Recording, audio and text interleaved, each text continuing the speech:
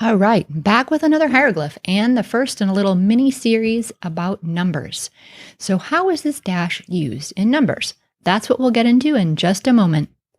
Welcome to Voices of Ancient Egypt. If you're new here, I'd love it if you'd click subscribe and ring that bell so you don't miss future videos like this one.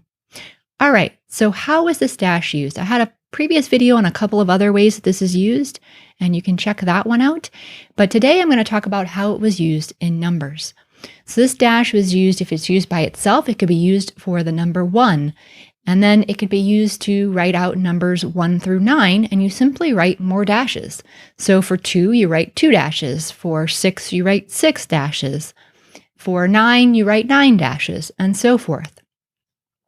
So usually if you're talking about a number of something, the number actually will come after the word, after a noun. So for example, if we took the word man and we wanted to say there were 7 men, we would write the word for man and then the 7 dashes after it. And they do try to group them as best they can to have it fairly compact and symmetrical. Now, they do use these dashes, for example, and they don't usually, although occasionally, spell out the words for the numbers. Similar to how we are in English, sometimes we spell them out, sometimes we use the numerals, but we use the numerals most. But I will write out the names for you off to the side here in transliteration and sound so that you have those, but most of the time you're not going to see them written out.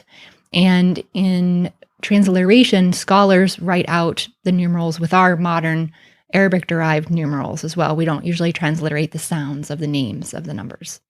All right, so another way you could use this, well, really it's the same way, but one way that you'll see it used a lot is with the word sep, which means a time or occasion. And so this is often used for things that might repeat, and they talk about an occasion of this thing repeating. And they'll use this with the number 2. So you have sep 2, and this is used as a kind of ditto mark in Egyptian. So oftentimes they'll write that again to repeat something.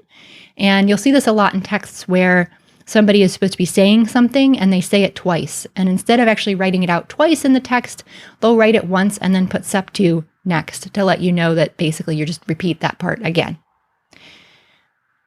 All right, that's 1 through 9. I'll be back with the next set of numbers tomorrow.